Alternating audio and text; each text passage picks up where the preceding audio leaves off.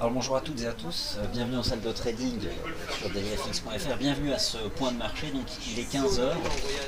Je suis en compagnie de Karen Belwal, notre experte Ishimoku, et on vous propose aujourd'hui un point de marché. Donc en amont de la réunion ce soir du FOMC. Alors le FOMC il est mis depuis hier, mais c'est ce soir à 20h que le public sous contrôle et qu'à partir de 20h30, le président de la Fed va donc s'exprimer. un certain nombre de questions dans une conférence de presse.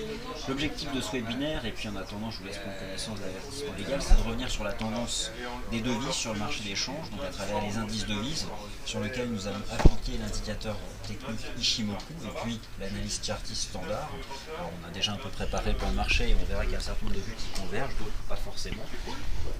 Après ce tour d'horizon des indices devises, revenir sur les stratégies Forex si on découle immédiatement. Alors clairement, si nous sommes plutôt haussiers du GBP par exemple et vendeurs du franc ou vendeurs du yen, eh bien nous découlerons des stratégies d'achat sur GBP yen ou GBP CHF, voilà, pour vous expliquer un peu le mécanisme. Et enfin, dans un second temps, un tour d'horizon général des indices boursiers, puisque c'est ce que vous n'avez pas fait ce matin dans le morning meeting. Et enfin, dans une troisième partie, nous répondrons donc à vos questions. Je pense que l'image et le son doivent fonctionner normalement, mais je vais quand même jeter un œil aux commentaires. Alors, je vais augmenter le son.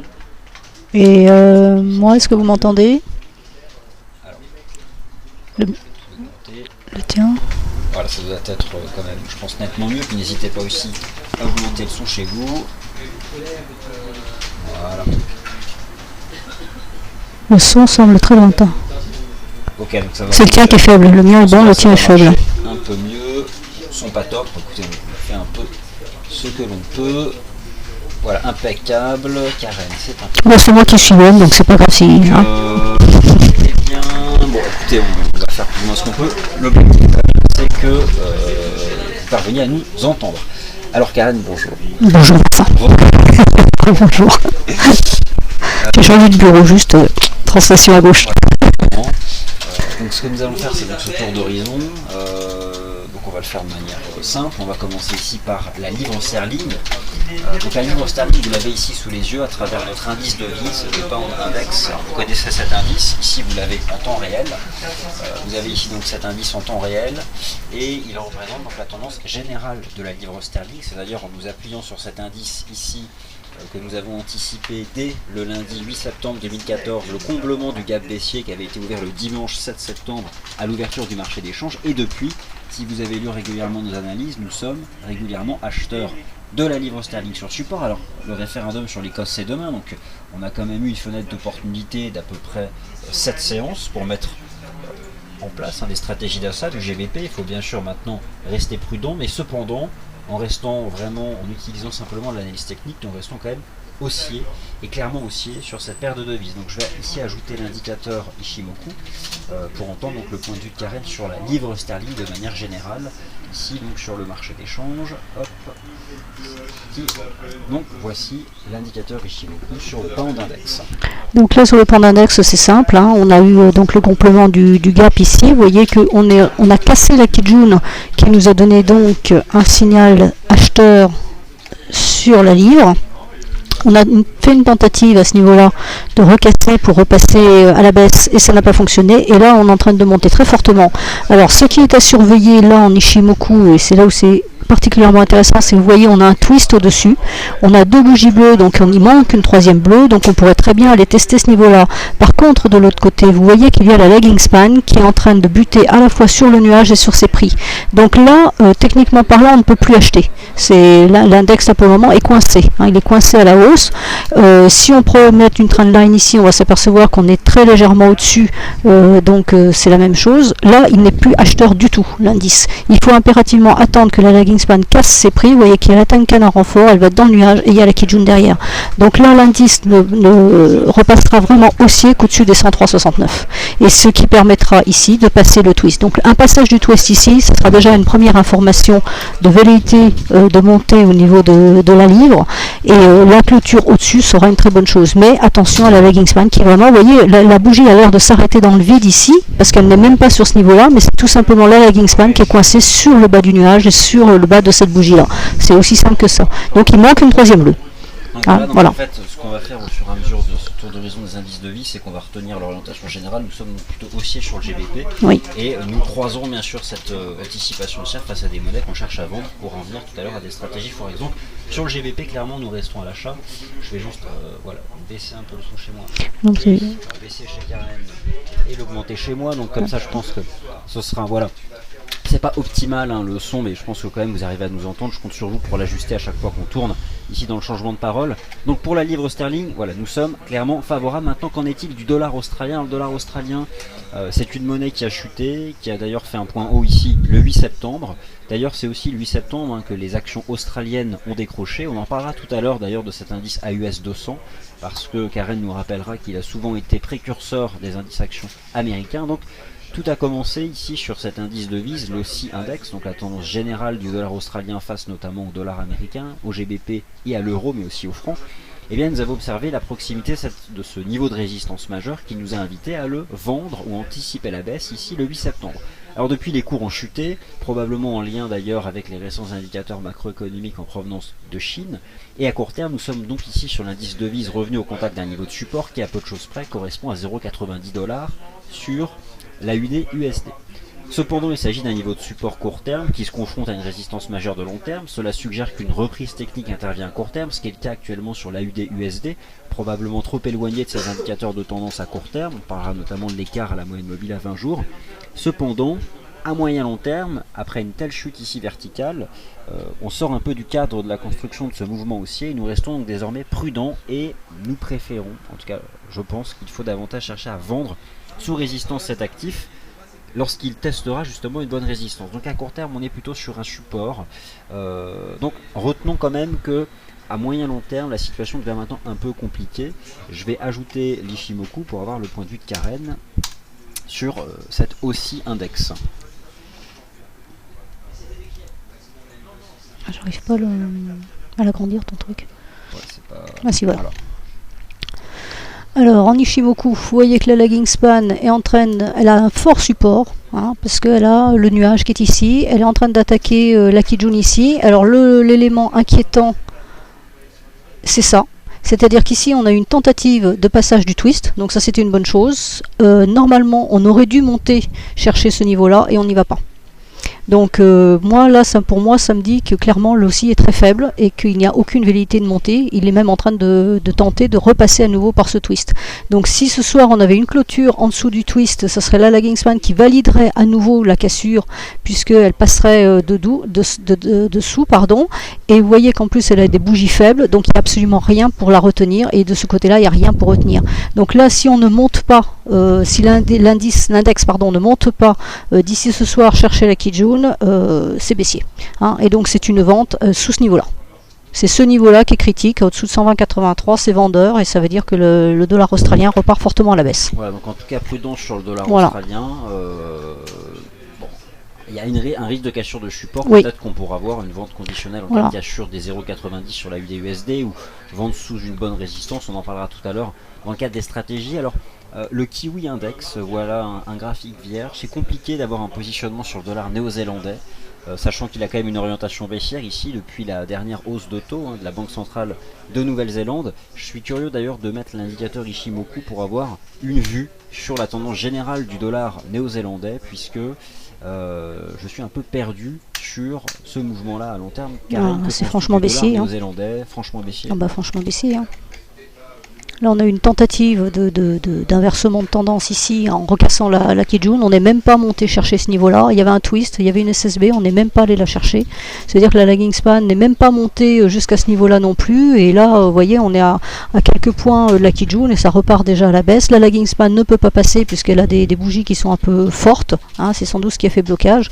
Là, il n'y a rien à dire, c'est baissier point à la ligne. Hein. Donc franchement baissier sur le oui, le NZD. C'est clair, on aura sûrement des belles stratégies derrière. Voilà. Et pourquoi pas le GBP NZD GBP-NZD.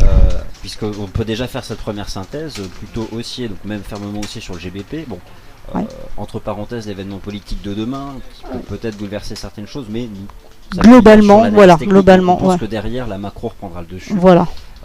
L'AUD, nous nous inquiétons après cette chute de la semaine dernière, et avec des risques de cassure de support à terme. Et donc le NZD semble vraiment mal engagé, donc plutôt là aussi baissier.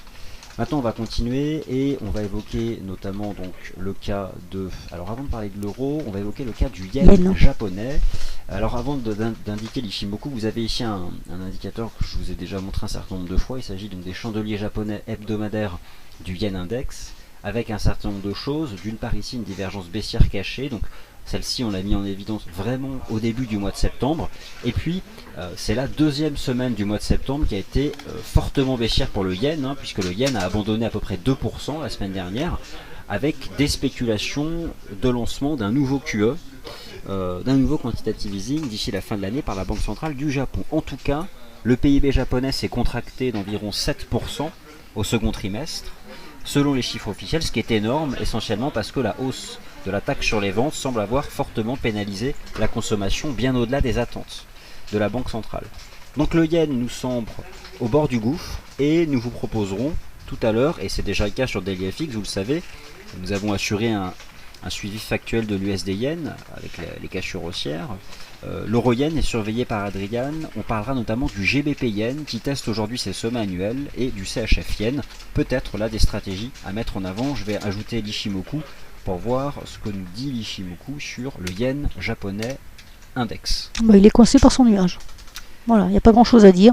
Il végète sur sa Kijun, donc c'est un support. Et donc il y avait un support majeur ici. Vous avez le nuage au-dessus qui a capé les prix, qui empêche les prix de monter tout simplement. Et donc à un moment donné, il faut bien prendre une tendance. Et là c'est parti à la baisse. Et donc de toute façon, tant qu'on a cette zone là au-dessus, c'est baissier. Donc le JPY qui a fait un semestre de neutralité. Oui, il a pris, alors qu'on pensait que la Bosch n'irait pas plus loin, et bien finalement... Et la lagging span est ici, donc vous voyez qu'elle est aussi sous les prix, donc elle a validé la baisse, les prix ont recassé la Kijun et revalident la baisse, hein, puisqu'ici on n'était plus baissier, puisqu'on était au-dessus de la Kijun, donc techniquement parlant on n'était pas baissier, sauf que vous voyez que le nuage a tout empêché, et là ça part à la baisse. Voilà. Donc le yen, là techniquement parlant, il est baissier. Donc le yen c'est compliqué, et forcément si on veut le vendre, on l'achètera, on le vendra face à de vis fortes. GBP par exemple, voilà, exactement. Notamment. Donc voilà pour le yen. Alors maintenant un indice dont on parle peu, mais je pense qu'il est important de le surveiller, c'est l'euro index, parce que c'est vrai qu'on a ce réflexe lorsqu'on parle de l'euro de regarder l'euro dollar, et vous savez ici que au sein de notre équipe on se pose la question depuis une semaine de la capacité de l'euro dollar à rebondir, enfin à faire un vrai rebond technique, ce qui n'est pas le cas depuis le printemps dernier. En clair, tenir depuis les 1,2850. Alors un 1,2850 ce n'est pas n'importe quoi, on verra tout à l'heure. Et puis peut-être aller chercher un 30 voire un 31. Bon, ça reste compliqué puisque pour l'instant nous sommes dans un range entre, on verra, un 29 et un 29,80. Mais on a un biais quand même, je dirais un peu plus positif. Mais on est prudent avec l'événement de ce soir. Alors l'euro index nous dit quoi? Si on regarde la tendance de l'euro de manière générale depuis le mois de mai 2014, c'était d'ailleurs une conférence de presse de Mario Draghi. Sur le plan chartiste, on casse un support, il fait résistance, c'est propre. On casse un support, il fait résistance, c'est propre. On casse encore ici un support, il fait résistance, c'est propre. Et le 4 septembre 2014, dernière conférence de presse de Mario Draghi, on casse un support et il est repris. Donc on a un changement dans l'action des prix ici, en tout cas sur le plan technique, on a une fausse cassure de support. Alors c'est pas suffisant pour anticiper un rebond technique, en tout cas ça laisse depuis, c'était suffisant pour anticiper une phase latérale. Et c'est ce qui se passe sur l'euro-dollar depuis le début de la semaine. Sur cet indice devise que vous pouvez ajouter sur la plateforme, je vous invite à ajouter notamment la moyenne mobile à 50 jours, puisqu'elle accompagne la partie haute ici de ce canal de baisse. Donc, un euro index qui peut-être va être en capacité de se stabiliser, voire de rebondir face à des monnaies qui soit consolideraient comme le dollar US par exemple. Mais en tout cas, voilà ici ce que suggère l'indice de devise dans une phase latérale avec, pour la première fois depuis 4 mois, une fausse cassure de support. Donc voilà, ce qui nous interpelle pour le moment. Si j'ajoute l'Ishimoku,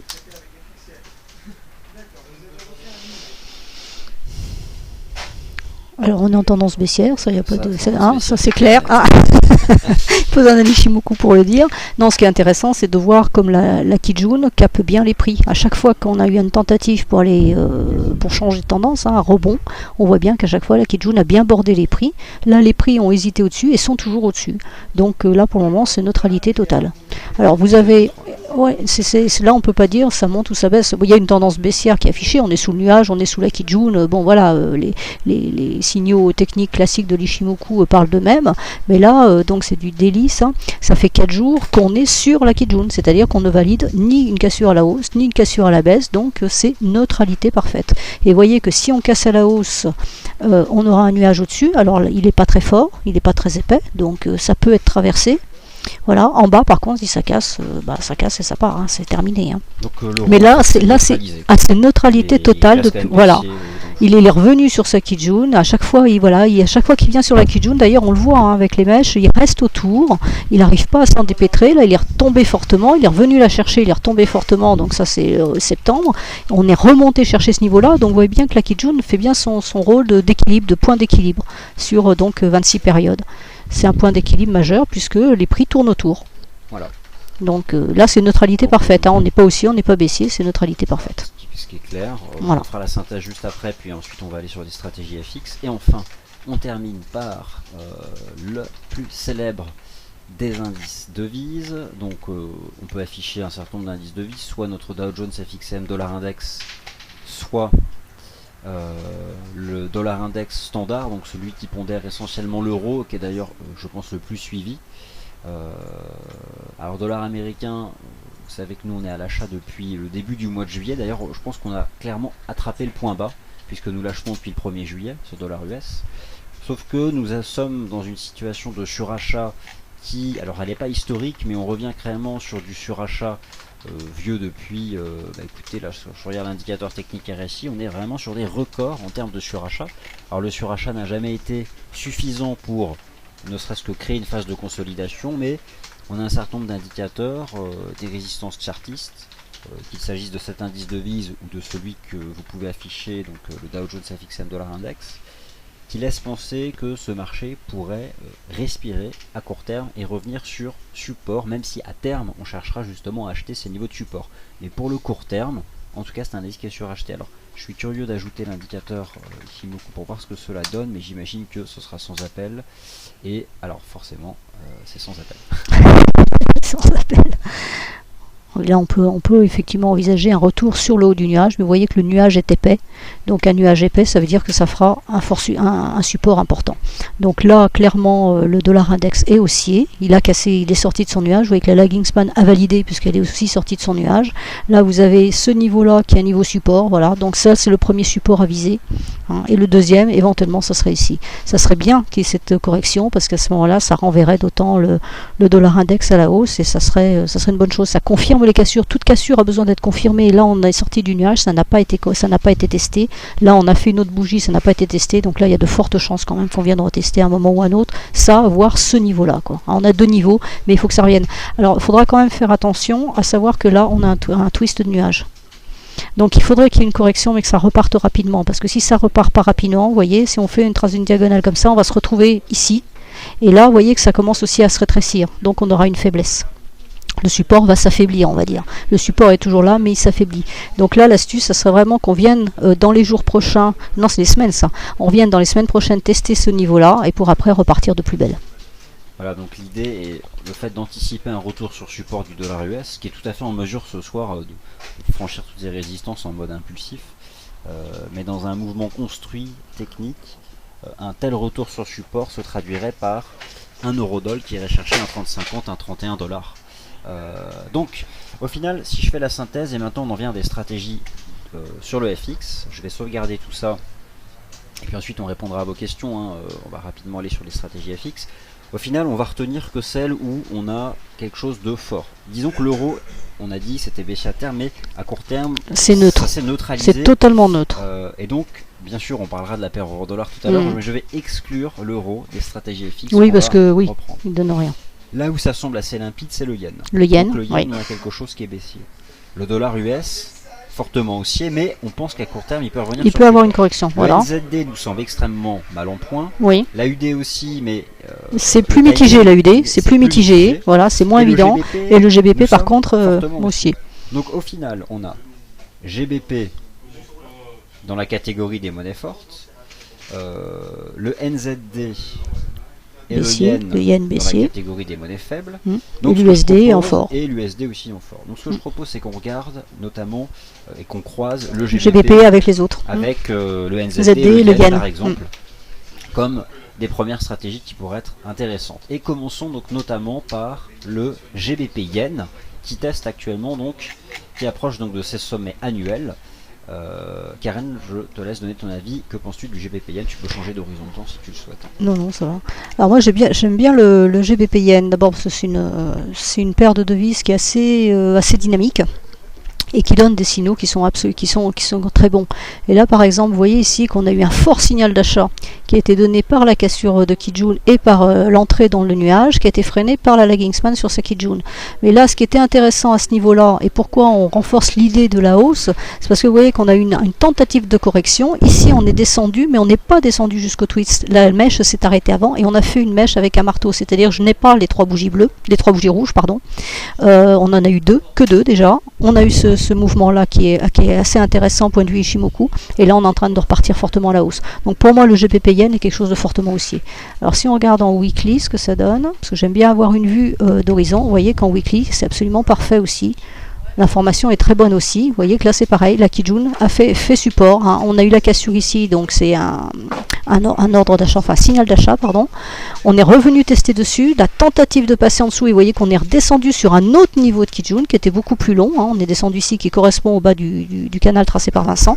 On est remonté au-dessus, et là clairement c'est haussier, quoi. Là, on est redescendu ici, on n'est même pas descendu jusqu'à la Tenkan, et c'est reparti. Donc pour moi le GBP yen est quelque chose de fortement haussier. Donc si on veut le prendre, hein, pour passer en position, vous voyez là en 4 heures, c'est absolument magnifique aussi. On a cassé ici, donc alerte baissière, on est venu chercher la Kijun et on s'est reparti directement derrière, et là ça a tout recassé à ce niveau-là. Donc j'attendrai, parce que vous voyez que ces deux droites sont en train de se mettre à l'horizontale, donc ça veut dire que le mouvement haussier faiblit. Hein, on est sur du H4, attention, le mouvement haussier faiblit pour le moment. Donc j'attendrai la correction ici, qui devrait revenir à peu près sur ce niveau-là, 174,65 à peu près, et là je reprendrai la hausse. Parce que cette droite-là se met à l'horizontale, et le fort support il est là hein, maintenant. Donc moi je suis fortement acheteuse sur le GBP yen. Donc voilà, donc ça c'est, je pense que c'est assez clair. Alors c'est vrai que j'ai oublié de mettre le franc dans le tour d'horizon, mais on peut le mettre aussi dans les monnaies plutôt faibles. Donc ok pour le GBP yen, bon, je suis regarde ton GBP NZD. Il faut surveiller le GBP yen, mais on parlera aussi peut-être tout à l'heure du CHF yen et de l'euro yen. Maintenant le GBP NZD, pourquoi? Parce que le NZD fait partie de nos monnaies sélectionnées comme étant faibles, et le GBP au contraire structurellement fort. Voilà. Le GBP NZD à l'achat. Alors le GBP NZD, moi je le travaille essentiellement en très court terme, pour jouer notamment les sorties de statistiques UK, anglaises pardon. Pourquoi? Parce que le NZD est une monnaie qui est très peu liquide, hein, c'est un tout petit pays, c'est une monnaie qui est très peu liquide, qui n'intéresse que les Australiens et les Néo-Zélandais, hein, tout le reste de la planète se moque éperdument du NZD. Et donc quand vous jouez les sorties de statistiques GBP NZD, vous n'avez vraiment que le GBP. Donc c'est intéressant parce que vous n'avez pas le phénomène USD, même si à 10h30 les USA ne sont pas réveillés techniquement parlant, il y a des acheteurs ou des vendeurs d'USD qui vont perturber une sortie de stats GBP USD. Alors qu'avec le GBP NZD, vous n'avez aucune perturbation sur la sortie de stats, c'est vraiment que le GBP. Donc il y a deux paires à jouer quand on joue les stats anglaises, c'est le GBP NZD et le GBP CHF. Voilà. Donc là, en ce qui concerne le GBP NZD, bon, c'est pareil, on va être haussier. Pourquoi? Parce que donc on a dit que le NZD était très faible et en plus une très petite devise, alors que le GBP est extrêmement fort. Et là, on voit ici, juste à la lecture de bougie, que vous avez un avalement haussier qui est absolument phénoménal. Et là, on est en train d'essayer d'aller chercher les plus hauts, la dernière mèche. Alors, avec l'Ishimoku, ça donne quoi? Voilà. Donc, vous voyez qu'on est resté dans le haut du nuage avec les mèches. Alors attention, c'est une paire qui mèche énormément. Donc il faut toujours attendre les clôtures de bougies. Hein. Je le répète toujours, l'Ishimoku, ça marche uniquement avec les clôtures de bougies. Donc là, vous voyez qu'en clôture de bougie, on n'arrivait pas à sortir du nuage. Et là, enfin, on a fait une clôture en dessous. Donc le signal, il était là. La lagging span, elle est sortie ici, donc elle est libre à la hausse, les prix sont libres à la hausse, ils ont validé ça. Là, on a eu le test de sortie, hein, puisqu'on a eu la mèche, donc cette semaine-là, pour le moment, le test est fait, et là, c'est fortement haussier maintenant. Et donc, si je regarde en daily, voilà. Le daily, vous voyez, c'est absolument superbe. Donc là, c'est le gap qu'il y a eu sur le GBP. Hein. Et vous voyez la profondeur des bougies. Là, ça a tout cassé. La Tenkan, rentrée du nuage. La Kijun, vous voyez qu'on s'est arrêté pile poil sur le haut du nuage. Donc ça, c'est un peu la magie de l'Ishimoku, si je puis dire. Mais vous voyez que de l'autre côté, si je regarde ce niveau-là, hein, le niveau ici, là, la Kingspan, elle avait revalidé l'achat. Elle était passée ici par le twist, hein, validant la baisse. Donc ça, c'est le gap qu'on a eu ici. Et là, on est repassé. Elle a validé l'achat. Elle est sortie ici. Maintenant, elle est au-dessus. Donc là, il y a un rebond sur la petite bougie ici qui correspond au rebond au-dessus du nuage. Donc le nuage a fait support. Et là, c'est reparti. Donc c'est clairement haussier. Ah non, c'est beau, hein. Du coup, c'est clair, c'est beau. Ah, c'est superbe, hein. Au moins des indices de vie et de l'analyse technique de la paire. Donc ça, c'est propre. Et du coup, on peut enchaîner sur le GBP-CHF. Je vais juste, moi, encore ajuster ici le son qui me paraît bon. Écoutez, on peut voilà, donc GBP-CHF, oui GBP-CHF, ça découle plus ou moins de cette étude. Écoute, on va le prendre ici. Alors justement, je vais laisser Karen s'exprimer sur le GBP-CHF. C'est tout simplement l'achat d'une monnaie forte contre une monnaie faible, mais je vous rappelle que demain à 9h30, décision de politique monétaire de la Banque Nationale Suisse. Décision politique monétaire de la Banque Nationale Suisse, donc, qui cherche essentiellement à créer de la dépréciation du franc, mais face à l'euro, ce qui n'est pas le cas depuis maintenant plusieurs mois, puisque l'euro CHF est passé de 1,26 à 1,20. Par contre, il est vrai que le franc s'est déprécié face au dollar américain et face au GBP, et nous pensons que le franc va encore perdre de la valeur face au GBP. Voilà, et là, ça se voit bien. Ça se voit bien, on a eu un très beau doji à ce niveau-là, donc tentative de cassure du double support Kijun plus Tenkan, ça n'a pas marché, et là on est en train de pénétrer le nuage. Alors vous voyez que le niveau sur lequel on s'arrête, hein, il est stratégique, c'est la lagging span qui s'arrête ici. Elle est sur le haut de la bougie, elle a une Tenkan et une Kijun. Une fois que ça s'est cassé, donc ce niveau-là est important, c'est le niveau le plus important à 52,86, puisque c'est la Kijun ici qui est forte, et qui est dans le prolongement du haut du nuage. Donc au-dessus de ça, c'est un achat. Et là, c'est fortement haussier aussi. Hein, parce qu'on part du principe que le GBP est haussier et que le CHF, de toute façon, est baissier. Donc là, on a aussi un très bel achat à faire. Ouais, donc c'est vrai que c'est assez propre. C'est propre. On va regarder en weekly ce que ça donne. Voilà, en weekly, on réattaque. Alors, en weekly, c'est super parce qu'on n'a jamais validé de baisse, puisqu'on est toujours resté au-dessus de la Kijun. Et là, malgré la clôture hier qui s'est faite en dessous de la Tenkan, ce matin, ça a été validé. Cette semaine, pardon, excusez-moi, ça a été validé, on est repassé au-dessus. On repasse au-dessus de la Tenkan, donc l'alerte baissière est éliminée, donc c'est une hausse. Donc ça, moi je pense que c'est clair. Clair. Tout à l'heure, c'est vrai qu'on a parlé du cas du yen qui nous semble menacé, en tout cas tendre vers ses plus bas. On a parlé du GBP yen. Et moi, Karen, je serais curieux d'entendre ton opinion sur l'euro yen. Alors, on va aller chercher un graphique un peu plus long terme, un graphique hebdomadaire. Moi j'ai une préférence de toute façon pour le GBP yen. Ah oui, c'est mieux. Oui, parce que le GBP est fort alors que ton euro est neutre. Donc forcément entre le GBP yen ou l'euro yen, c'est sur le GBP yen que tu auras le plus de points. Hein. Exactement.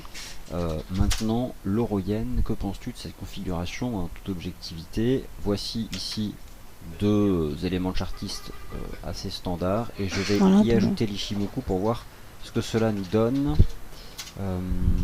En dessous. Je sais pas si j'ai fait. Non, je vais le reprendre ici en fait. Je pensais qu'on était encore sur les indices de vise. Non, c'est pas celui-là en fait. C'est. Non. Alors, on va y arriver. Hop.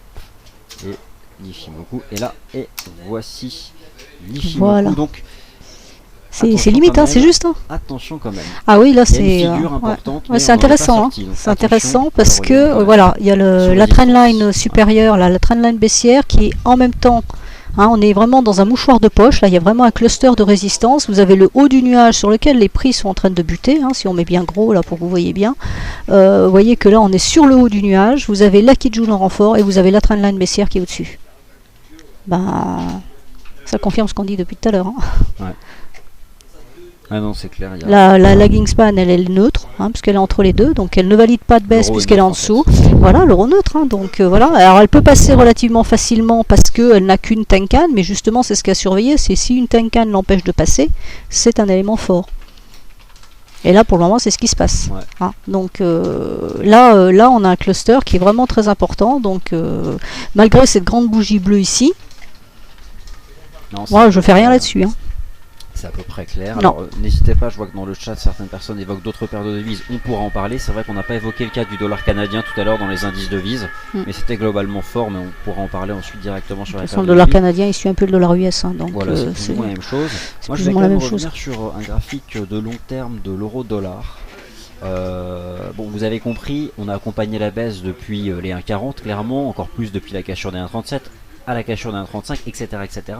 En visant un 33, un 30 et un 27,50. Le marché a fait un 28,50 et pour la première fois depuis 10 jours, on se pose la question d'un rebond technique. Pour la première fois.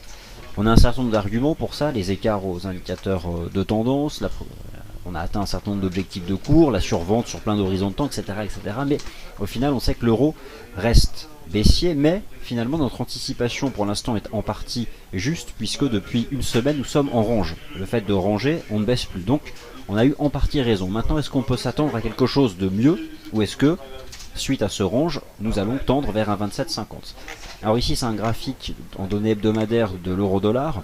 On peut simplement déjà mesurer l'énorme écart à la moyenne mobile à 30 semaines. Alors nous avons déjà connu pire comme écart relatif, notamment ici en janvier 2012. On avait eu, je pense, l'écart le plus important de toute l'histoire de l'euro-dollar à sa moyenne mobile à 30 semaines.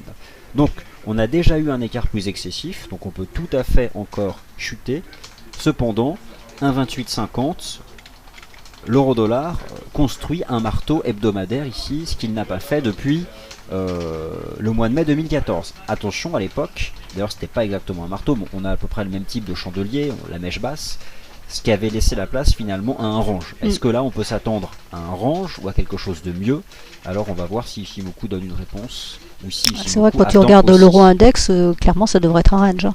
Alors l'Ishimoku, lui, ben voilà, il est en weekly, il est baissier puisque les prix sont en dessous du nuage. La lagging span a passé, elle est libre à la baisse, mais vous voyez que le niveau bas là ici est très fort. Hein, le niveau des 1,28, c'est quoi, 29,62 Non, ouais, c'est ça, 28,50, voilà, c'est ça. Hein, donc là, vous avez une SSB qui est très forte, et c'est ça qui bloque les prix pour le moment. Donc on a un fort support, on a une résistance qui se trouve à ce niveau-là pour la lagging span, mais qui peut être beaucoup plus haute pour les prix. Faudrait voir si... Alors attends, je regarde la Kijun, est-ce qu'elle est censée baisser ou pas? Non, pas tout de suite, hein, parce qu'on a encore tous ces prix là qui sont inclus dans le point haut. Donc la Kijun normalement va rester à l'horizontale, donc elle vient renforcer ce nuage là. Donc il n'y a pas, même si les prix arrivaient à remonter, il n'y a pas de puissance à la hausse. On peut, là il va y avoir une résistance beaucoup trop forte, et là pour le moment il y aura cette résistance ici. Alors ce qui est quand même intéressant, vous voyez, comme sur l'autre paire qu'on a vu tout à l'heure, hein, la lagging span est passée aussi par le twist, et on est allé là en bas et maintenant ça bouge plus. Donc pour moi c'est neutralité. Ouais, difficile de savoir. Là, ah oui, il y a aucune tendance. La tendance de fond est baissière puisque les prix baissent. Ça c'est pas, ça se voit. Hein. Les bougies elles sont rouges, donc c'est baissier. On est sous le nuage. Elle est passée en dessous. Tout est libre à la baisse. Autant à la hausse on a des résistances, autant à la baisse on n'a plus rien. Donc techniquement parlant on est baissier. Mais on voit bien que les prix s'arrêtent sur un niveau qui est important et qui les empêche d'aller plus loin. Voilà, donc là vous voyez, on est en dessous de la Tenkan, hein, attention, on ne prend pas ce niveau là parce que ça c'est un niveau mathématique, donc les prix se retrouvent en dessous, mathématiquement parlant, c'est parce que cette droite a baissé, donc le vrai niveau il est là, donc on n'a pas d'alerte de fin de tendance, hein, parce que là on est en tendance baissière, on est sous la Tenkan, sous la Kijun, et là on ne casse pas la Tenkan, donc techniquement parlant, on est toujours en tendance baissière. Et risque de baisse sous un 30. Et risque de baisse, exactement. Si on devait casser à la hausse un 30, le marché pourrait aller chercher... Voilà, donc là si on recasse les 1,30, on peut aller chercher la Kijun ici à 1,31,30. Un 31,30. Un 31,30, d'accord. Mais je ne viserai pas au-dessus, hein, puisqu'on a vu en weekly qu'on s'est quand même bien coincé au-dessus. Donc là, pour le moment, en daily en tout cas, bon, on est neutre, c'est à l'horizontale, hein, donc on peut pas dire que... Mais la tendance baissière est toujours là. Hein, on n'a pas d'alerte de fin de tendance. Donc ça c'est clair. Alors en fait, je pense qu'on va parler un peu des indices boursiers maintenant, on va répondre aux questions de tout le monde. Mais plus ou moins le travail qu'on vient de faire avec Karen, c'est d'évoquer la tendance générale des indices devises et de croiser en fait cette analyse propre à chaque monnaie pour trouver des stratégies sur les paires de devises. Je vous rappelle qu'on vous a proposé ce tableau là, en faisant plus ou moins une synthèse de nos anticipations de politique monétaire, avec un code couleur qui est très simple. La couleur rouge c'est les monnaies qu'on cherche à vendre à moyen terme, et la couleur verte c'est les monnaies qu'on cherche à acheter à moyen terme. Et finalement ce qu'on constate c'est que nos anticipations de politique monétaire eh bien, comment dire, rejoignent quand même ici l'analyse technique des indices devises. Donc, ça c'est du moyen terme, du moyen long terme, on est sur du 6-12 mois. Pourquoi est-ce qu'on essaie de travailler l'euro-dollar au plus près et de vous dire que si on casse 1,30 on peut aller à 1,30 et 1,30? C'est absolument pas qu'on est acheteur à moyen long terme, c'est qu'on essaye d'accompagner tous les horizons de temps possibles et imaginables. Donc sous 1,30, clairement, ce marché peut soit rester en ranger 1,2850 et 1,30, soit rejoindre c'est 1,2750, 1,28. Donc restons quand même prudents sur l'euro qui, vous l'avez compris, reste neutre depuis une dizaine de séances. Alors maintenant, on va parler des indices boursiers. Et puis donc on répondra ensuite à l'ensemble de vos questions. Et on va parler des indices boursiers sur plusieurs horizons de temps. On va avoir une vue synthétique des indices européens. Vous avez ici le CAC 40 en données hebdomadaires et le DAX en données hebdomadaires. Ce sont deux graphiques qui sont juxtaposés, hein, c'est l'outil comparaison.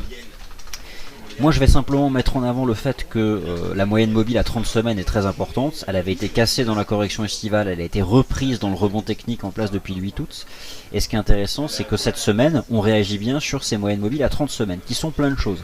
À l'heure actuelle, donc à l'heure où je vous parle, la moyenne mobile à 30 semaines est égale en valeur à la moyenne mobile à 20 jours, égale en valeur, en tout cas correspondant à un niveau de chartiste important, 4004 et 9006, qui sont des niveaux qu'on voit peut-être un peu mieux sur l'horizon de temps journalier. Donc la clôture de cette semaine sera importante sur le DAX et le CAC, et clairement, si ces MM 30 semaines devaient être reprises à la baisse, ce serait clairement compliqué pour l'avenir donc de ces marchés. Alors je vais ajouter l'Ichimoku sur ces deux indices boursiers, mais j'imagine que alors ça renforce plus ou moins d'ailleurs ces niveaux là.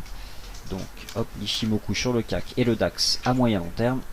Donc on est sur de l'hebdomadaire, on pourra baisser tout à l'heure d'horizon. Voilà, alors ce qui est intéressant de voir, c'est qu'on est largement au-dessus de la Kijun. Hein, toi, ta moyenne mobile, elle est, c'est intéressant parce que toi, la moyenne mobile, elle est, voilà, toi, la 30 semaines, bah oui, la Kijun, c'est 26. Hein. C'est point haut, point bas divisé par 2 sur 26 périodes, donc c'est pas innocent hein, qu'on retrouve à peu près les mêmes choses. Et ce qui est intéressant, c'est ça, c'est de voir qu'effectivement, là, on a un support. Alors, sur le CAC, donc en weekly, on a un double support, hein, Tenkan plus Kijun, et c'est à l'horizontale, donc ça veut dire qu'il n'y a pas de momentum, hein, il n'y a pas de puissance ni à la hausse ni à la baisse, puisque c'est à l'horizontale, donc on est en phase de conso, hein, on voit bien qu'on est à l'horizontale. Là, le DAX, ils ont tous les deux la même configuration. Alors vous voyez ce qui est intéressant ici, c'est que quand on a eu cette baisse ici, le CAC lui s'est arrêté sur le nuage, hein, il a pénétré mais il a clôturé au-dessus, alors que le DAX lui a clôturé à l'intérieur. Et les prix ici, la lagging span est restée au-dessus de ses prix, alors que pour le DAX c'est descendu en dessous des prix. Mais à chaque fois vous voyez que la Kijun, ici les prix étaient dessus et la lagging span est allée chercher la Kijun, ici on n'est pas allé chercher la Kijun. Donc on a deux indices qui évoluent de la même façon, hein. Vous voyez que bon, les cours sont quand même semblables, les allures sont assez semblables, mais le DAX a des mouvements un peu plus forts. Pardon.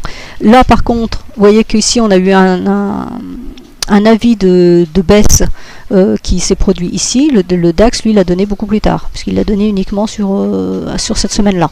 Hein, le CAC était déjà baissier, alors que le DAX ne l'était toujours pas. Et là, par contre, ils ont repris à peu près en même temps. Mais là, pour le moment, c'est aussi tant que les deux Kijun, c'est-à-dire tant que sur le CAC 4350 tient et 9472 tient sur le DAX, on est haussier. Voilà. Le nuage a fait support, la lagging span n'a absolument pas validé de baisse, donc on est haussier. Alors maintenant, on va évoquer le cas des indices US et aussi de l'AUS 200. Alors c'est une autre façon de faire un tour d'horizon. Je vais laisser Karen expliquer pourquoi la US 200 est important aux États-Unis, parce que Karen a une expérience d'analyse aux États-Unis, donc elle est un peu plus au fait de ces choses-là. Je vais quand même ajouter l'indicateur Ichimoku E2, donc cette fois-ci ce graphique met en parallèle le SP500 et la US 200. La US 200 qui a donné un signal de vente évident et qui va probablement encore baisser ces prochaines semaines, donc c'est en lien direct avec la Chine, hein, et puis peut-être ce qu'on a observé ici sur le dollar australien. Je vais ajouter l'Ichimoku sur le SP500. Et Karen, je te laisse expliquer pourquoi la US 200 est important pour les traders américains. Alors la US 200 est très suivie aux États-Unis. Hein, tous les traders l'ont sur leurs écrans parce qu'on considère que c'est un indice précurseur. C'est-à-dire que bien souvent, quand on fait des études très fines, on s'aperçoit que la US 200 a donné des signaux d'achat ou de vente, en weekly en tout cas, facile, 1, 2, voire 3 semaines avant le S&P. Et ce qui est intéressant là actuellement, vous voyez, c'est que la US 200 est en train de chuter très fortement, et notamment aujourd'hui, il dégringole très fortement. Donc, est-ce que ce ne serait pas un signal avant-coureur d'une baisse sur les indices américains qui saturent quand même nettement.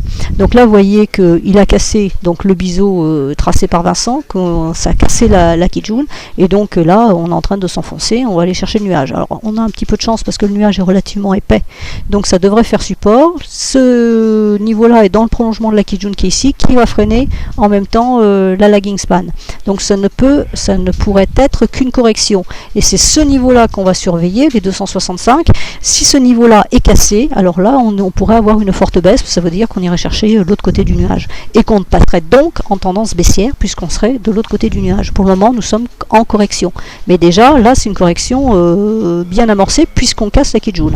Alors que sur les indices américains... Tu peux le montrer ici si tu veux. Hein, Tu veux qu'on le mette en plein écran? non. Ça va comme ça? C'est bon.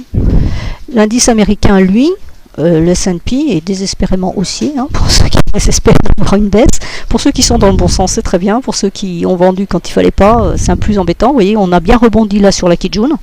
Hein, ici, à chaque fois, voilà, hein, vous voyez en hebdomadaire, c'est absolument c'est sublime. Hein, il rebondit à chaque fois sur la Kijun, à chaque fois il va la tester, il rebondit. Ben là, il s'est passé exactement la même chose, ça rebondit, ça a repassé la Tenkan, donc on a tout invalidé. Et là, ben, il descend même plus. Hein, il refuse de descendre, ça continue à monter. Donc là, il y a une décorrélation actuellement entre l'indice australien et l'indice SP qui prête un peu à confusion et qui laisse les opérateurs, notamment américains, un peu dans l'expectative. Et c'est là où on voit la politique américaine dans son œuvre, hein, Janet Yellen, qui fait un peu la pluie et le beau temps sur les marchés, c'est-à-dire que les marchés deviennent totalement décorrélés de la réalité et du fondamental. C'est comme ça en tout cas que c'est interprété côté américain. C'est pas mon interprétation à moi, je le précise, parce que je ne fais pas du tout de fondamental. Mais l'Australie n'a pas du tout la même politique au niveau de sa banque centrale. C'est beaucoup plus fondamental et beaucoup plus économique. Donc là, l'Australie, elle suit la Chine. Comme là actuellement la Chine, il y a des soubresauts. Ça explique le mouvement sur la US. Mais on voit bien que là, clairement, c'est la politique de la banque centrale américaine qui fait le jeu. Ouais. Et si tu le mets en daily, mets-le en daily, la US. Ouais. Attends. Je vais mettre la US en daily tout de suite. Voilà, hop. Voilà ce qui se passe aujourd'hui. Ah.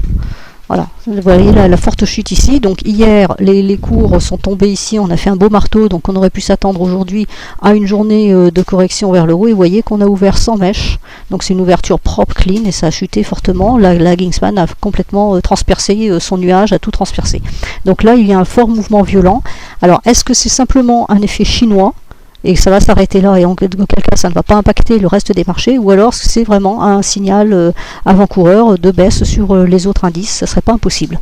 Donc là, le problème c'est le FOMC ce soir, on en saura plus ce soir, hein, c'est, à mon avis c'est ce qu'il donnera là. Là pour le moment, bon bah voilà, le SP lui, il est toujours haussier. Hein. Mais il est haussier, mais il fait un top, un rounding top. Ouais, alors d'accord. Rounding top, moi c'est ce que j'ai écrit hier. Ouais, ah bon, tu l'as mis. En fait, j'ai parlé d'un rounding top, mais ce qui est embêtant, c'est qu'en fait on est revenu. En fait, moi ce que je pense des indices, c'est simple. En gros, en Europe, tant qu'on reste sous les sommets de juin dernier, il y a un risque de réplique à la baisse. Et on a parlé tout à l'heure des niveaux importants, MM 30 semaines ou la 26 semaines, qui est donc la Kijun Weekly. Et pour moi, les indices US, bon, on aura beau dire à chaque fois qu'ils sont sous leur sommet historique, on se dit c'est potentiellement un top. J'avais cru en effet qu'on faisait un rounding top. Voilà, là il y avait. Voilà. Ça a encore perturbé cette analyse. Je me méfie aussi du niveau atteint par le Nasdaq Composite qui est à peine quelques dizaines de points. Je vais vous montrer le Nasdaq Composite, je vous l'ai déjà montré hier. Je me permets de vous le remontrer. Nasdaq Composite, regardez-le en cours de clôture. Il est à quoi? Il est à 40 points des sommets en cours de clôture de la bulle internet. Il a fait l'objectif théorique du double creux de long terme qui avait été activé ici en 2012. Alors ça reste haussier, etc.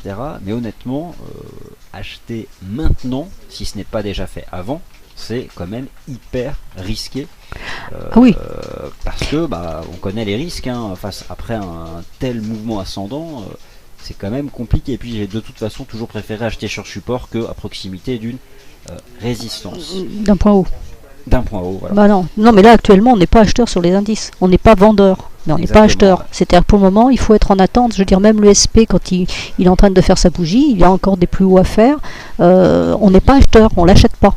Alors imaginons quand même, parce qu'on va essayer d'être factuel jusqu'au bout, que peut-il se passer? Comment est-ce qu'on peut calculer des objectifs de cours si jamais ce marché devait casser à la hausse? Et quel serait un signal clairement de top majeur, hein, en tout cas sous les récents sommets? Moi, ce que j'ai observé, c'est que les indices US se travaillent très bien avec un indicateur que vous connaissez tous, les ratios et extensions de Fibonacci. De toute façon, vous n'avez pas le choix sur les indices US. Il n'y a pas le choix, de toute façon, parce qu'ils sont hors normes. Ils sont hors normes et en plus sur des sommets historiques. Voilà. En gros, c'est simple. Sur ce graphique du Dow Jones, vous avez deux choses. Vous avez d'une part le retracement de toute la hausse entre le 8 août et le 8 septembre. Et donc, vous observez qu'hier, on a tenu le 23,6 de retracement. C'est idem sur le SP500. On a tenu les 23,6 de retracement au cours de clôture. Moi, je pense que si jamais les points bas de la séance du 15 septembre étaient emportés en cours de clôture, cette fois-ci, on est vraiment en risque, puisqu'on aurait un vrai rejet sous ça. Par contre, voilà, clairement, s'il y a une cassure haussière, vous projetez tout simplement ici l'amplitude de la dernière jambe de hausse au point bas. Et ça vous donne des objectifs de cours qui ne sont que théoriques, parce qu'on est sur des niveaux complètement inconnus ici sur les indices US. Tout à fait. Alors si on parlait un peu maintenant, et on va répondre aux questions ensuite, du GBP USD. Alors GBP USD, avant de céder la parole à Karen, un peu quand même de mise en avant de notre recherche, puisqu'on a quand même pris des risques. Nous sommes passés acheteurs forts dès l'ouverture du gap baissier hebdomadaire ici le 8 septembre 2014 en disant gap d'essoufflement. En tout cas, pas un gap de rupture, c'est-à-dire qu'il sera comblé. Alors on a mis en avant un certain nombre de choses, les données de volume, le support sur le pound index. Il s'avère que le GBP USD a d'une part comblé le gap, mais qu'il fait désormais mieux. Demain, c'est le référendum sur l'Écosse. J'imagine qu'un référendum, comme tout référendum, se déroule sur l'ensemble d'une journée, mais qu'à mesure, à la sortie des bureaux de vote, il peut y avoir des consensus, etc. Donc, ça va être très nerveux, il faudra faire attention. Ça va être extrêmement nerveux demain. Si vous avez été dans la hausse du GBP USD, je vous invite fortement à prendre des bénéfices, sinon ce sera bien sûr à vous, et de toute façon c'est toujours le cas, hein, mais clairement vous seriez en risque de tenir un long ou même une vente, sachant que demain ce sera hyper volatile. Et on a quand même fait ici donc des belles reprises. On cherche chez nous, on s'intéresse beaucoup au GBP, on pense que cette monnaie peut forcément aller plus haut, mais voilà, demain vous avez un événement politique, peut-être vaut-il mieux le laisser passer et ensuite se repositionner une fois que la mousse sera tombée. Une fois que la mousse sera tombée. Je vais quand même ajouter l'Ishimoku au GBP USD et ensuite question-réponse avec Karen. Mince, je me suis encore trompé. J'ajoute ici l'Ishimoku. Voilà, donc là on a cassé, on est sur le niveau de la Tenkan. Hein. Attention, là c'est pareil, la Tenkan a baissé fortement, donc là il y a un niveau, vous voyez d'ailleurs que les prix s'arrêtent dessus. Et donc on est quand même haussier pour le moment, on a comblé le gap, on est haussier, donc l'idée c'est qu'on va chercher ce niveau là. Et là, on va voir, donc demain, là j'ai deux bougies bleues, donc j'aimerais bien une petite troisième, ça me ferait plaisir, ça ne peut être qu'une mèche, c'est pas forcément une bougie entière, ça peut être seulement une mèche. L'idée ce serait d'aller chercher ce niveau là, et on attend de voir ce qui se passe sur ce niveau là. Donc soit on est agressif, et on prend un achat sur le GBP pour jouer cet écart là, et à ce moment-là on met un stop serré au risque de se faire sortir sur le bruit qu'il y aura demain, hein. Donc c'est pour ça quelquefois les stops il faut les avoir dans la tête, être devant son écran mais pas les mettre dans la machine parce qu'on va se faire stopper stupidement.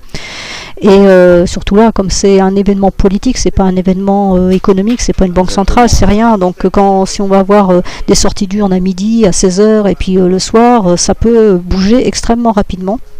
Donc il faudra être très prudent là-dessus. Donc soit on est agressif, on a envie de jouer parce qu'il y a des points à prendre.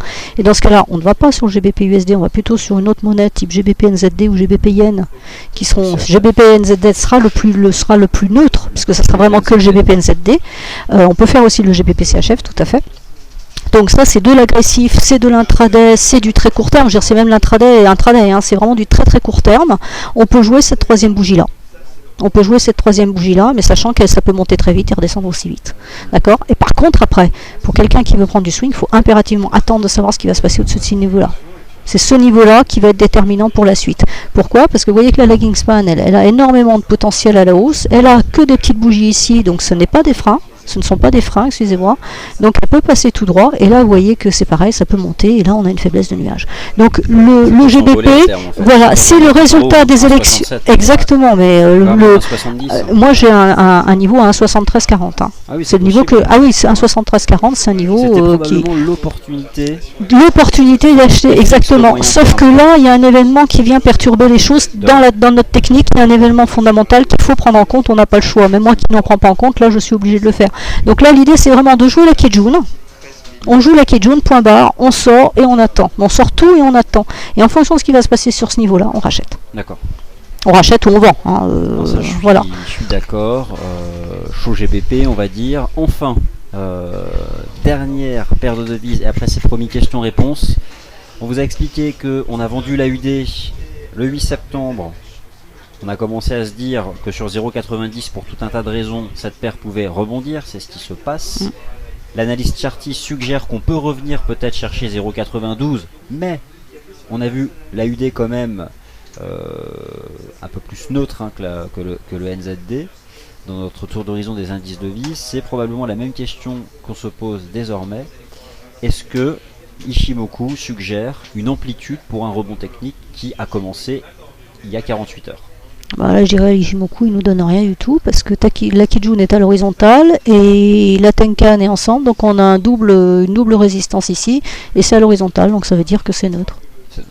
Hein, voilà, donc comme l'euro-dollar, on peut faire un range et puis un jour casser 0,90. Tout à fait. Mais de toute façon, on a vu tout à l'heure sur l'index australien que c'était neutre, hein, qu'il n'y avait pas de tendance. Ouais. Et vous voyez, en weekly, le problème, il est là. Hein, on est sous le nuage, donc il faut rentrer dans le nuage. La lagging span est venue ici sur le bas de cette bougie. Hein, vous oubliez la moyenne mobile qu'il a.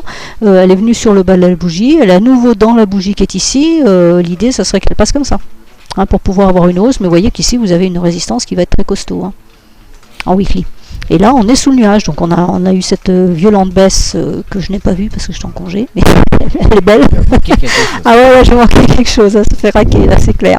Mais on a clôturé vraiment de façon propre en dessous, on a continué à baisser, on est en train de remonter, on a tentative de rentrer dans le nuage, hein, c'est weekly, donc c'est la semaine en cours. Bon, il va falloir surveiller cette clôture. Hein. C'est vraiment cette clôture qui va être intéressante parce que si jamais d'ici, on est mercredi, donc d'ici vendredi, ça repasse rouge et ça continue à baisser, c'est une vente. Hein. Il n'y a plus à se poser de questions, c'est une vente. De toute façon, puisque la lagging span, elle a déjà validé la vente, elle. Hein. On a eu le signal ici, et là, le signal est confirmé. Il lui reste à casser la bougie. À partir du moment où elle casse ses prix, c'est fini, il n'y a plus rien derrière. Bah, moi, de toute façon, je suis d'accord à moyen terme. C'est clair que l'AUD, pour des raisons monétaires qu'on ne voit pas forcément, mais peut-être pour son lien à la Chine, bascule vraiment du côté des monnaies faibles.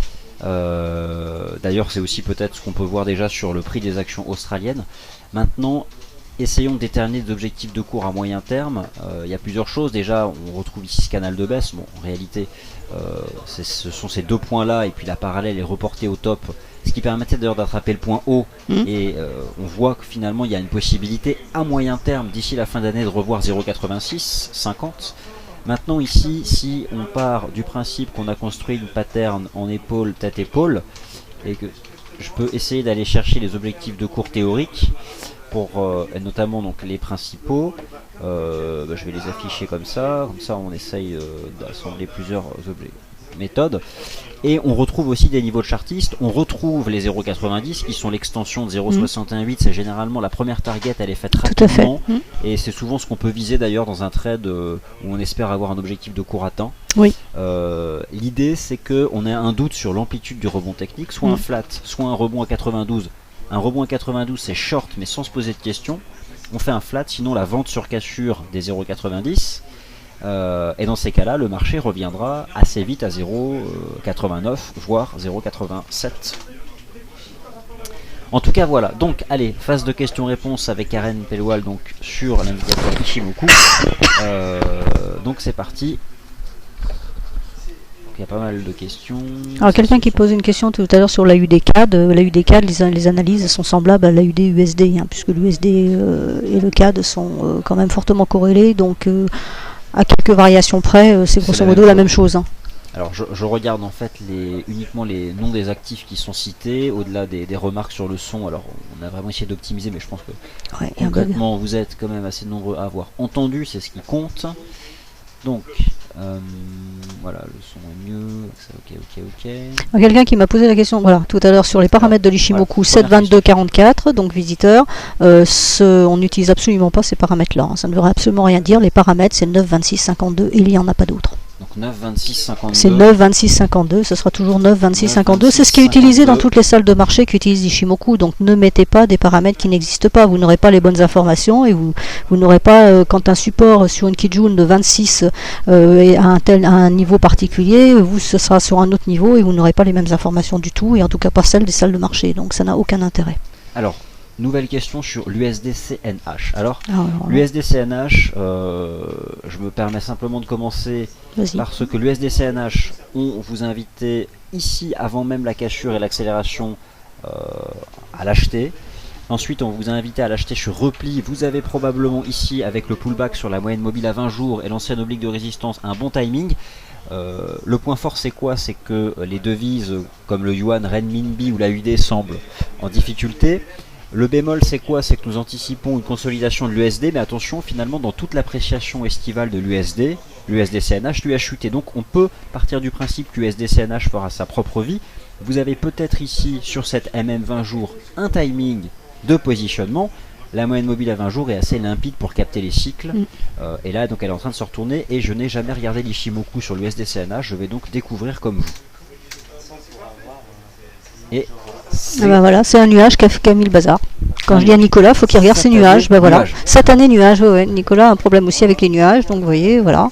Là, ce qui est intéressant, c'est qu'on a deux choses. Il y a le nuage qui a empêché les prix de continuer à monter. Et vous avez la Tenkan, c'est même pas la Kijun, la Tenkan qui a empêché la lagging de monter.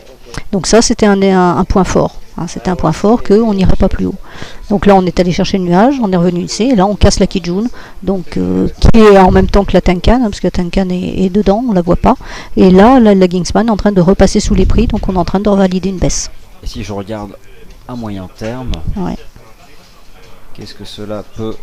Ah oui, alors c'est dangereux à moyen terme. Ça commence à être un peu ça sent pas bon, parce que voilà, là on a un support qui est intéressant ici, puisqu'on a ce niveau-là qui est doublé par la Kijun et on a une SSB de l'autre côté. Et là on est en train de redescendre sur ce support. Là, vous voyez que là on a une belle mèche qui est montée là dans la semaine.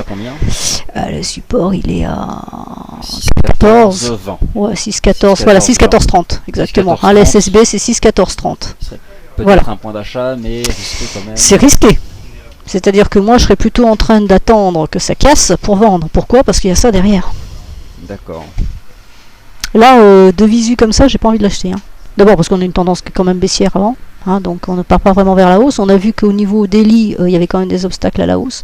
Et là, moi, je serais plutôt en train de dire, j'attends les 6,14,30. Si les 6,14,30 tiennent, oui, on pourrait tenter un achat, mais on restera prudent parce que vous voyez, là, ça va se décaler d'un cran la semaine prochaine, et voilà, on a ce nuage qui est ici. On va remonter chercher, vous voyez, on est déjà monté chercher ce niveau-là en fait. Là, dans la semaine, on est déjà monté chercher le haut du nuage et ça a été refoulé. La lagging a été refoulée. Donc, on avait presque fait l'objectif de cours. Exactement, exactement. Elle l'a fait en 24 ou 48 heures, je sais pas combien de temps. On est mercredi, donc je sais pas combien de temps quand elle a fait ça. Mais pour moi, j'aurais plutôt j'ai une impression négative, on va dire. J'affirme rien. Moi, j'ai plutôt une impression négative et je surveillerai les 6,14,30. Si 6,14,30 finissent clôture en dessous, la bougie clôture en dessous des 6,14,30, je vends. Ok. Donc ça c'est clair. L'euro GBP. Alors l'euro GBP. Ça je regarde absolument pas. Alors l'euro GBP, c'est simple. GBP CHF, c'est plutôt des anticipations favorables. L'euro GBP, on a quand même l'impression qu'il peut revenir dans le bas de son range. Ouais. Étant donné ce qui est logique, tu as un GBP haussier, un euro qui est neutre, donc voilà, ça baisse. Un euro qui est neutre, un GBP haussier, ce qui est en fait plutôt assez classique du point de vue de l'analyse technique, c'est qu'on a eu une fausse cassure haussière qui est généralement suivie d'un contre-pied. C'est ce qui s'est passé. Nouvelle tentative ici, un chandelier avec une mèche haute à nouveau pris à contre-pied. Donc finalement ça reste un range entre 0,7875 et 0,8035 et on semble tendre vers le bas du range. Voilà. L'objectif il est là. Donc l'objectif là, voilà, une, deux, il nous manque une bougie, rouge, donc 0,79. Voilà, 0,79. Moi je le verrais bien comme ça.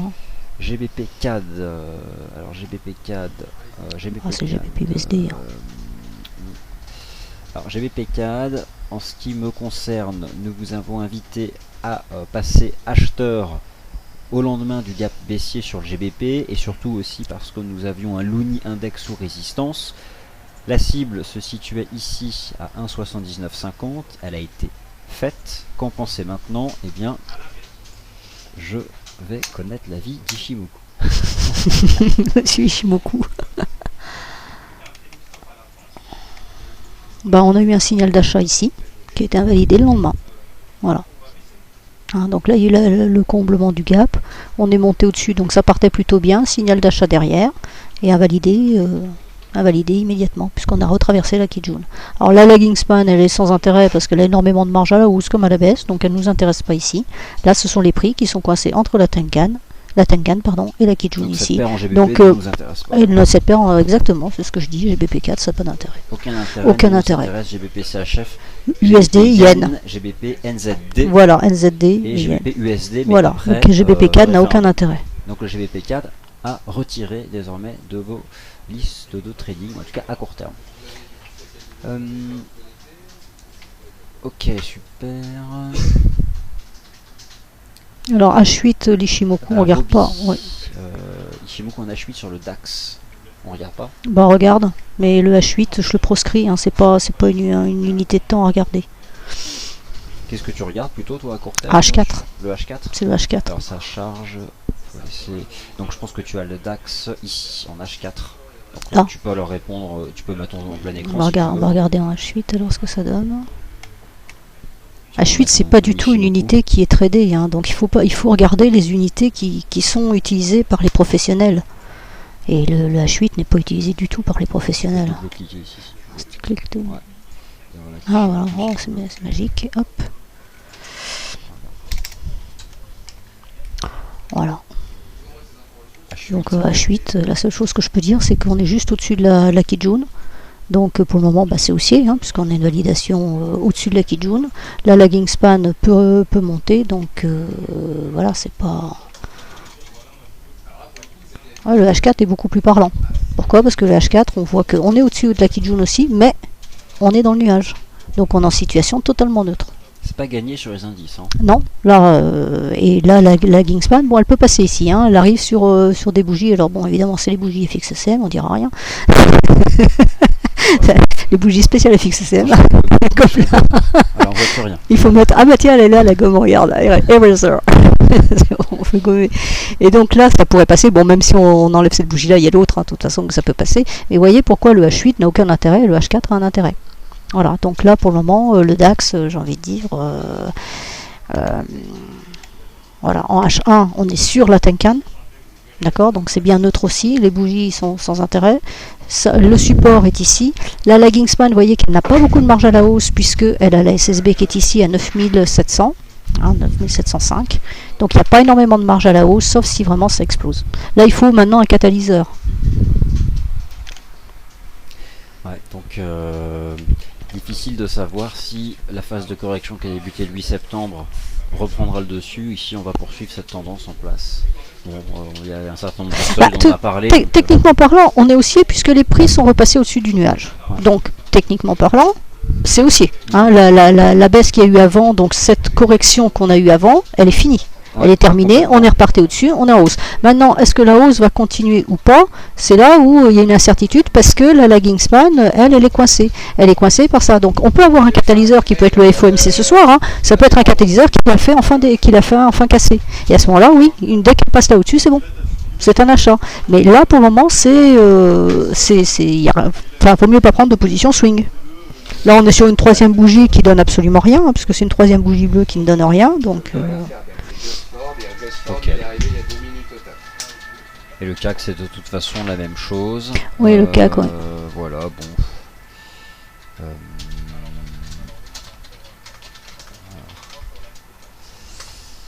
Ok.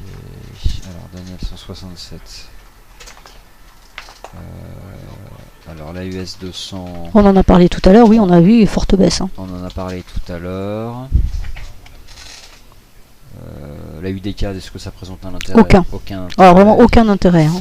C'est deux monnaies qui se mettent pas. Il faut faire attention quand on met des paires ensemble, parce qu'il faut déjà prendre des paires fortes contre des paires faibles. Et il y a certaines paires qui n'ont aucune logique, je dirais même fondamentale.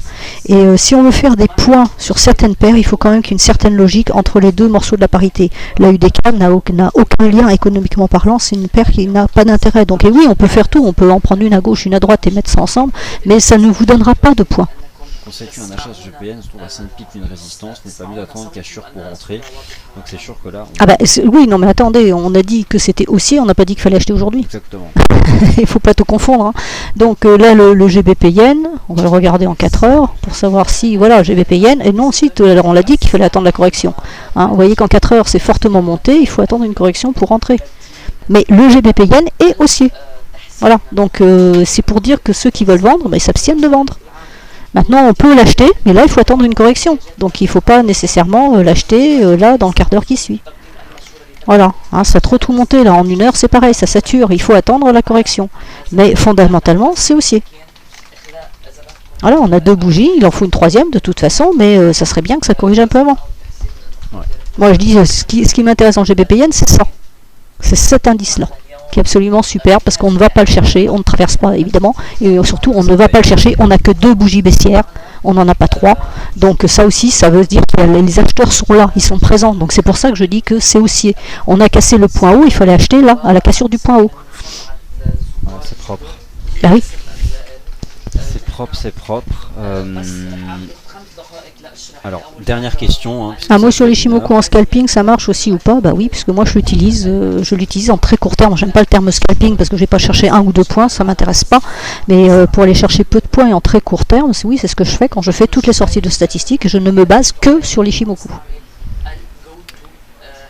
Ok, écoute, je pense qu'on va s'arrêter là. Voilà, on a bien fait le tour. Merci à tous de votre attention. Vous retrouverez de toute façon Karen prochainement. Quelles sont tu sais peut-être déjà les prochaines dates ou pas encore? Je crois qu'il y a un webinaire la semaine prochaine, Nicolas. Oui. 24. Hein, c'est ça. Voilà. Donc le 24. Ici même. Et puis est-ce qu'il y a d'autres dates? On fera sûrement un duo. Ouais. Donc, d'accord. Donc, oui, il y a une formation trading. Une formation trading le 1er octobre. Okay. C'est ça le 1er octobre. Voilà. Donc ça c'est clair. Merci à tous. Merci à vous. Formation au Money Management à 18h tout à l'heure et session de trading FOMC avec Adrien Raymond et Nicolas. L'émission sur les spreads d'hier a reçu un grand audimat et il y avait beaucoup de questions de nos lecteurs. Donc on fait une émission spéciale sur les nouvelles commissions FXCM jeudi soir à 19h, après le webinaire éducatif habituel qui se tiendra à 18h. Et on remet le couvert mardi soir à 18h également, afin que tout le monde puisse avoir eu accès à cette vidéo et poser les questions qui vous viennent à l'esprit. Demain 18h, tu dis jeudi soir? Demain 19h et mardi 18h. 18h. Bon après-midi. Donc, je réponds à la question avant d'arrêter l'émission concernant les unités de temps, voilà, que j'utilise en intraday. Donc c'est le 1 heure pour l'étude générale, le 15 minutes et le 5 minutes pour les prises de position, voire le 1 minute. Voilà, si vous voulez en savoir plus, vous ouvrez un compte chez FXCM et vous aurez mon livre qui vous sera gracieusement offert. Ok, allez, merci à tous. Merci à tous. Soyez tous présents à 18h et surtout ne laissez pas Adrien seul à 19h45, mais ça ne sera pas le cas, j'en suis sûr. À demain.